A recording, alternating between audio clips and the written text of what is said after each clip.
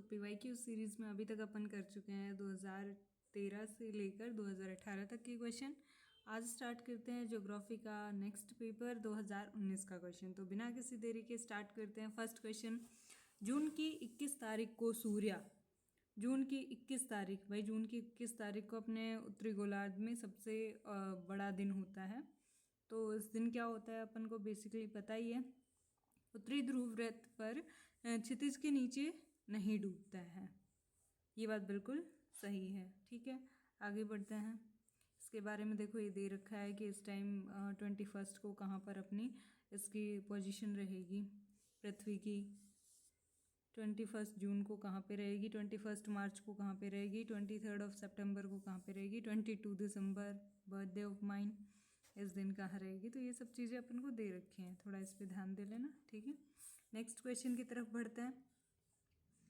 निम्नलिखित राज्यों पर विचार कीजिए। छत्तीसगढ़, मध्य प्रदेश, महाराष्ट्र और उड़ीसा। उपर्युक्त राज्यों के संदर्भ में राज्य के कुल क्षेत्रफल की तुलना में वन आच्छादन की प्रतिशतता के आधार पर निम्नलिखित में से कौन से सही आरोही क्रम में है। आरोही क्रम बोले तो बढ़ता हुआ क्रम, इंक्रीजिंग ऑर्डर। तो इंक्रीजिंग ऑर्डर के बेस पे सबसे ज़्यादा वन भाई कहाँ पे है, तो सबसे ज़्यादा वन है भाई छत्तीसगढ़ में, और उससे कम उड़ीसा में, उससे कम मध्य प्रदेश में, उससे कम महाराष्ट्र में।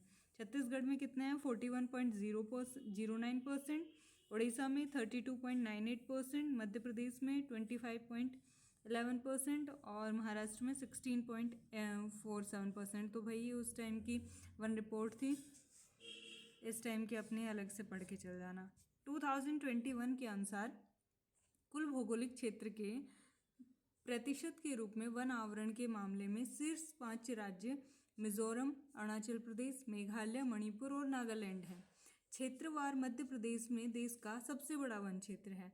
आंध्र प्रदेश में वन क्षेत्र में अधिकतम वृद्धि देखी गई। इसके बाद तेलंगाना और उड़ीसा का स्थान आता है। 27 राज्य केंद्र शासित प्रदेशों के भौगोलिक क्षेत्र का 33% से अधिक हिस्सा वनों से आच्छादित है। देश के वनों में कुल कार्बन स्टॉक 7204 मिलियन टन होने का अनुमान है। 79.4 मिलियन की वृद्धि। देश में कुल मैंग्रोव कवर 4992 वर्ग किलोमीटर है और 17 वर्ग किलोमीटर की वृद्धि हुई है। तो भाई ये वन रिपोर्ट अभी की देख लेना, ये पहले की है। ठीक है, कोई काम की नहीं है। नेक्स्ट है क्वेश्चन, निम्नलिखित युग्मों पर विचार कीजिए। सागर और उस सागर से लगता हुआ देश बताना है भाई, सही है कि नहीं। तो एड्रिएटिक सागर है, उससे अल्बानिया अटैच्ड है, क्या ये सही है, सही बात है। काला सागर से क्रोएशिया अटैच्ड है, कैस्पियन सागर से कजाकिस्तान अटैच्ड है और भूमध्य सागर से मोरक्को, लाल सागर से सीरिया। तो लाल सागर से भाई सीरिया अटैच नहीं है, तो भूमध्य सागर से मोरक्को अटैच है। कजाकिस्तान कैस्पियन सागर से है। तो देख लेते हैं इसके बारे में। देखो भाई, ये कजाकिस्तान है, ठीक है, और किसके बारे में आया है अपना यहाँ पर, मोरक्को। एक सेकेंड, मोरक्को, सीरिया और क्रोएशिया और अल्बानिया, इसके बारे में भाई पूरा ही देख लेना। ठीक है, चलो आगे बढ़ते हैं नेक्स्ट क्वेश्चन की तरफ। निम्न में से कौन सा देश पिछले 5 वर्षों के दौरान देश में चावल का सबसे बड़ा निर्यातक रहा है। तो पिछले 5 वर्षों में विश्व में चावल का निर्यातक, अपन पेपर पढ़ रहे हैं 2019 का, तो उस टाइम का आपने रिकॉर्ड देखना पड़ेगा। तो उस टाइम में भारत था सबसे बड़ा निर्यातक। तो भारत चीन के बाद दुनिया का सबसे बड़ा चावल उत्पादक देश है। भारत विश्व के कुल चावल निर्यात का 44% हिस्सेदार है। दुनिया में सर्वाधिक है जो। भारत में बासमती चावल मुख्यतः ईरान और अरब देशों को और गैर बासमती चावल मुख्यतः अफ्रीकी देशों को निर्यात किया जाता है। ध्यान रहे, निर्यात में गैर बासमती चावल का हिस्सा अधिक है। प्रमुख चावल उत्पादक राज्य कौन कौन से हैं भाई, पश्चिमी बंगाल, उत्तर प्रदेश, पंजाब, तमिलनाडु, आंध्र प्रदेश, बिहार इत्यादि। चावल एक जल गहन फसल है। ठीक है, यूपीएससी अक्सर भारत द्वारा आयात और निर्यात की जाने वाली वस्तुओं के बारे में क्वेश्चन पूछता ही है। पहले भी खाद्य तेलों के आयात से संबंधित क्वेश्चन पूछा गया था, कृषि से भी संबंधित क्वेश्चन पूछता है, फसलों के आवश्यक तापमान, वर्षा और उनके उत्पादन के बारे में भी पूछता है, तो वो ध्यान रखना। नेक्स्ट क्वेश्चन है अपने पास, निम्नलिखित युग्मों पर विचार कीजिए। हिमनद है और नदी है। तो बंदरपूछ यमुना, ये बिल्कुल सही है कि यमुना बंदरपूछ ग्लेशियर से निकलती है। 12 डिग्री से चेनाब निकलती है, ये बात भी सही है। मिलाम मंदाकिनी नहीं भाई। सियाचिन नुब्रा नदी निकलती है सियाचिन से, सही बात है। जीमू से मानस नहीं। तो 1 to 4 इसमें सही है, इसके बारे में अपन पढ़ लेते हैं। यमुना नदी ये यमुनोत्री ग्लेशियर की बंदरपूछ चोटी से निकलती है। टोंस, हिंडन, चंबल, ग्रीस, सिंध, बेतवा, केन, मंदाकिनी इसकी प्रमुख सहायक नदियां हैं। इलाहाबाद के पास ये गंगा नदी में मिल जाती है। तो यमुना नदी कहाँ से निकलती है? बंदरपूछ चोटी यमुनोत्री ग्लेशियर से। सहायक नदियाँ कौन कौन सी हैं? टोंस, हिंडन, चंबल, गिरी, सिंध, बेतवा, केन, मंदाकिनी, ठीक है। और ये कहाँ पर गंगा मिल जाती है? इलाहाबाद में, ठीक है। चिनाब नदी ये जास्कर नदी के लाहौल स्पीति बाग में बड़ा लाचा दर्रा के पास 12 डिग्री ग्लेशियर से निकलती है। शुरुआत में ये चंद्र और भागा दो नदियों के फॉर्म में रहती है ना, चंद्र और भागा नामक दो धाराओं में बहती है। हिमाचल से यह जम्मू कश्मीर में प्रवेश करती है। त्रिमू के निकट इसमें झेलम और रंगपुर पाकिस्तान में इसमें रावी नदी मिलती है। चिनाब स्वयं आगे जाकर सतलज नदी में मिल जाती है। तो यूपीएससी 2021 में पूछा था सिंधु नदी की सहायक नदियों के बारे में, तो फिर ये सबसे अंत में किस में मिलती है भाई? ये मिलती है अपने सतलज नदी में। मंदाकिनी नदी, भारत में 2 मंदाकिनी नदी हैं। एक मंदाकिनी नदी चोराबारी ग्लेशियर केदारनाथ उत्तराखंड से निकलती है तथा ये उत्तराखंड में अलकनंदा की नदी की सहायक नदी है। दूसरी मंदाकिनी नदी मध्य प्रदेश में खिलोरा की पहाड़ियों से निकलती है। यह उत्तर प्रदेश में यमुना नदी में जाकर मिलती है। यह मध्य प्रदेश की सबसे प्रदूषित नदियों में से एक है। मिलाम ग्लेशियर कुमायूं हिमालय में स्थित है, पिथौरागढ़ उत्तराखंड में, और यह गौरी गंगा नदी का उद्गम स्थल है जो काली नदी की सहायक है, ठीक है। नुब्रा घाटी, नुब्रा नदी ये सियाचिन ग्लेशियर से निकलती है। यह भारत में लद्दाख की नुब्रा घाटी में बहती है। ये शोक नदी की सहायक नदी है। शोक नदी की सिंध की सहायक नदी है। सियाचिन दुनिया का दूसरा सबसे लंबा और ध्रुवीय ग्लेशियर है। मानस नदी, मानस और गोंगरी नदी जो भारत में अरुणाचल प्रदेश के पश्चिमी कामेंग जिले से निकलती है। जेमू ग्लेशियर ये पूर्वी हिमालय का सबसे बड़ा ग्लेशियर है। ये सिक्किम में स्थित है। तीस्ता नदी जेमू ग्लेशियर से जल ग्रहण करती है। तो तीस्ता नदी के बारे में 2017 में अपन पढ़ चुके हैं, क्वेश्चन आया था, ठीक है। नेक्स्ट, ये पूरी रिवर सिस्टम है पूरा सिंधु नदी वाला। नेक्स्ट क्वेश्चन, निम्नलिखित कथनों पर विचार कीजिए। कृषि मृदाएं पर्यावरण में नाइट्रोजन की ऑक्साइड निर्मुक्त करती हैं, ठीक है। मवेशी पर्यावरण में अमोनिया निर्मुक्त करते हैं, सही बात है। कुक्कुट उद्योग पर्यावरण में अभिक्रियाशील नाइट्रोजन यौगिक निर्मुक्त करते हैं, ये बात भी सही है। तो तीनों के तीनों स्टेटमेंट इसमें सही है। कथन फर्स्ट सही है, क्यों? क्योंकि कृषि मृदा वातावरण में नाइट्रोजन की ऑक्साइड निर्मुक्त करती है। सेकंड, मवेशी पर्यावरण में अमोनिया निर्मुक्त करते हैं। दूध, मांस और अंडे उत्पादन के लिए जानवरों को कुक्कुट उद्योग में भोजन में प्रोटीन तथा नाइट्रोजन समृद्ध फीड दिया जाता है। पशु 50 से 80% नाइट्रोजन को अपशिष्ट मलमूत्र के रूप में उत्सर्जित कर देते हैं। सूक्ष्म जीव जब अपशिष्ट को विघटित करना शुरू करते हैं तब अमोनिया निर्मुक्त होता है। अमोनिया सुअर और मवेशियों के मल और मूत्र में नाइट्रोजन और पोल्ट्री उद्योग में यूरिक एसिड के कारण उत्पन्न होता है। अतः कथन थर्ड क्या है? सही है। नेक्स्ट क्वेश्चन है, अलियार, ईसापुर और कंगशाब्दी जैसे ज्ञात स्थानों में क्या समानता है? तो भाई अलियार, ईसापुर और कंगशाब्दी इनमें भाई सब में जल भंडार है। तो यूपीएससी जल स्रोतों से संबंधित प्रश्न लगभग हर साल पूछता है, जिसमें नदियाँ, झीलें, जल भंडार, ग्लेशियर, आर्द्रभूमि इत्यादि हैं। करंट अफेयर्स पढ़ते टाइम भाई ढंग से ध्यान से पढ़ें, क्योंकि अलियार, ईसापुर और कंगशाब्दी 2018-19 में down to earth the Hindu newspaper में आए थे, इसलिए पूछा गया है, ठीक है, ध्यान रखना। यूपीएससी में फिर से अगले वर्ष 2020 में कावेरी नदी संबंधित क्वेश्चन पूछा था। 2022 में मैथॉन जलाशय से पूछा था, ठीक है, ओके। ये क्या हो रहा है? नेक्स्ट क्वेश्चन, मेघाच्छादित रात में ओस की बूंदें क्यों नहीं बनती? तो भाई मेघाच्छादित रात में ओस की बूंदें क्यों नहीं बनती?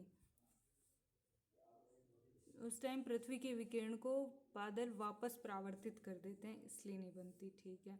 मेघाच्छादित रात में बादल पृथ्वी से आने वाली विकिरण को वापस परावर्तित कर देते हैं, जिससे पृथ्वी पर्याप्त ठंडी नहीं हो पाती है। इससे पेड़ पौधे रात में इनकी सतह ठंडी नहीं हो पाती है। सतह के गर्म रहने के कारण ओस नहीं बनती। ओस के निर्माण के लिए शांत हवा, साफ आकाश, कम तापमान, उच्च सापेक्ष आर्द्रता की आवश्यकता होती है। ध्यान रहे, ओस निर्माण की सतह के तापमान से संबंधित है। जब सतह का तापमान गिरता है तब वायुमंडल जलवाष्प सतह पर ठंडी बूंदों के रूप में संघनित हो जाती है, क्योंकि कोई सतह तभी ठंडी होगी जब वह सूर्य के सौर विकिरण के रूप में प्राप्त ऊर्जा से ज़्यादा उत्सर्जन करे। ठीक है, क्लियर। नेक्स्ट क्वेश्चन, निम्नलिखित कथनों पर विचार कीजिए। भारत सरकार द्वारा कोयला क्षेत्र का राष्ट्रीयकरण इंदिरा गांधी के कार्यकाल में किया गया था। वर्तमान में कोयला खंडों का आवंटन लॉटरी के आधार पर किया जाता है।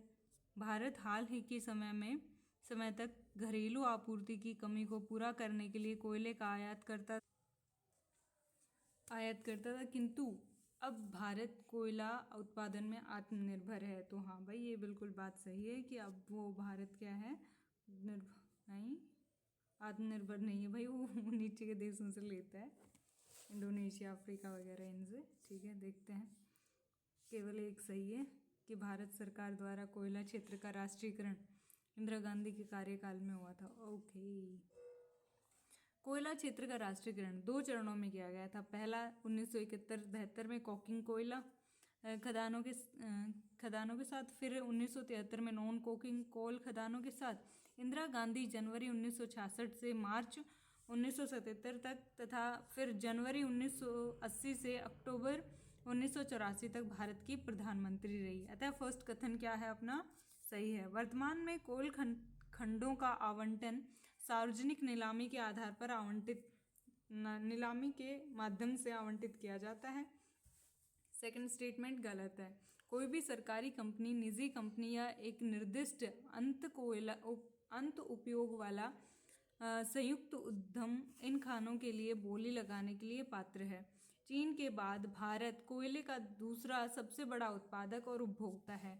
उच्च मांग और खराब औसत गुणवत्ता के कारण भारत अपने इस्पात संयंत्रों की आवश्यकताओं को पूरा करने के लिए कोकिंग कोयले का आयात करता है। कथन 3 क्या है, गलत है। तो कॉमन सेंस भाई अपना तो नहीं लगा, गलत बात है, लेकिन कॉमन सेंस से ये क्वेश्चन हो जाना चाहिए था। ठीक है भाई, नेक्स्ट क्वेश्चन है, भारत में विशिष्टतः असुरक्षित जनजातीय समूह, पर्टिकुलरली वल्नरेबल ट्राइबल ग्रुप्स, पीवीटीज के माध्यम से, ये भाई इसके बारे में काफ़ी आया है यार क्वेश्चन, के बारे में निम्नलिखित कथनों पर विचार कीजिए। पीवीटीज देश के 18 राज्यों और एक संघ राज्य क्षेत्र में निवास करते हैं। स्थिर या कम होती जनसंख्या पीवीटीज स्थिति के निर्धारण के मानदंडों में से एक है। देश में अब तक 95 पीवीटीज आधिकारिक रूप से अधिसूचित हैं। ये तो गलत बात है, शायद 75 पढ़े थे।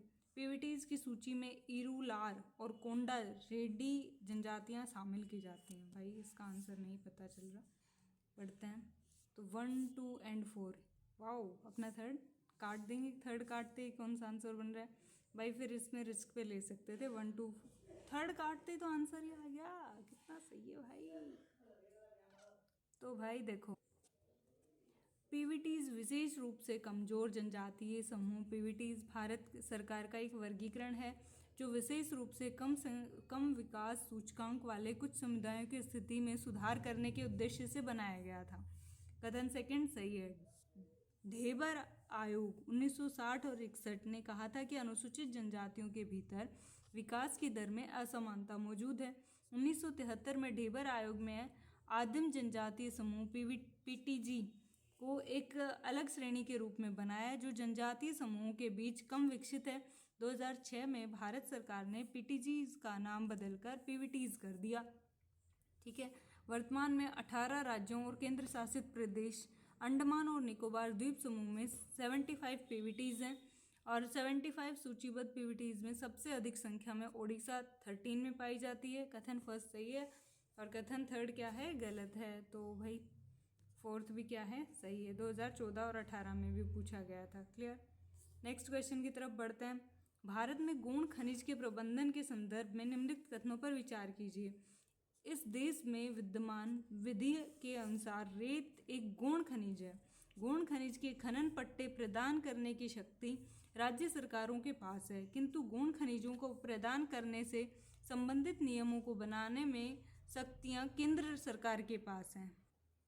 नेक्स्ट स्टेटमेंट, गौण खनिजों के अवैध खनन को रोकने के लिए नियम बनाने की शक्ति राज्य सरकारों के पास है। तो भाई इसमें फर्स्ट और सेकंड स्टेटमेंट है जो सही है, पढ़ते हैं इसके बारे में। खान और खनिज विकास और विनियमन अधिनियम 1957 की धारा 3 के अनुसार लघु खनिज का अर्थ है निर्माण, पत्थर, बजरी, साधारण मिट्टी, निर्धारित उद्देश्यों के लिए उपयोग में की जाने वाली रेत के अलावा साधारण रेत और कोई अन्य खनिज जिसे केंद्र सरकार राजपत्र में अधिसूचना द्वारा गौण खनिज घोषित कर सकती है। इस अधिनियम के प्रयोजनों के लिए खनिज शब्द में खनिज तेल, प्राकृतिक गैस और पेट्रोलियम को छोड़कर सभी खनिज शामिल होते हैं। अतः फर्स्ट स्टेटमेंट सही है। फिर नेक्स्ट क्या है, MMDR अधिनियम 1957 की धारा 15 के अनुसार राज्य सरकारों के पास अनुदान के लिए नियम बनाने की पूर्ण शक्तियां हैं। गौण खनिजों से संबंधित नीति और कानून बनाने की शक्ति पूरी तरह से राज्य सरकारों को सौंपी गई है, जबकि प्रमुख खनिजों से संबंधित नीति और कानून संघ केंद्र सरकार के अधीन खान मंत्रालय द्वारा देखे जाते हैं। तो स्टेटमेंट सेकंड क्या है, गलत है। विभिन्न राज्य सरकारों ने वास्तव में MMDR अधिनियम 1957 के तहत गौण खनिजों के रूप में वर्गीकृत खनिजों के संबंध में खनिज रियायतें प्रदान करने के लिए नियम निर्धारित किए हुए हैं। गौण खनिजों को राज्य द्वारा जारी लघु खनिज रियायत नियमों में संलग्न अनुसूची में निर्दिष्ट किया जाता है। प्रमुख खनिजों के विपरीत गौण खनिजों का विनियामक और प्रशासनिक क्षेत्राधिकार राज्य सरकारों के दायरे में आता है। इनमें नियम बनाने, रॉयल्टी की दरें निर्धारित करने, जिला खनिज प्रतिष्ठान को अंशदान, खनिज रियायतें प्रदान करने की प्रक्रिया, इनके खनन का नियमन, अवैध खनन पर नियंत्रण आदि की शक्तियां शामिल हैं। तो थर्ड स्टेटमेंट सही है। यूपीएससी का पसंदीदा टॉपिक है। हाँ भाई ये तो मान गए क्योंकि कितनी बार आ चुका है ये, शायद 1-2 बार अपन ने पहले भी पढ़ चुके हैं। तो इसको भाई ये हो गया 2019 का पेपर। बाहर से आवाज़ें काफ़ी आ रही थी लेकिन फिर भी कोई नहीं, वैसे भी अपनी आवाज़ इतनी धीरे धीरे ही चलती है। अब नेक्स्ट पेपर करते हैं कल। Okay bye bye, good night.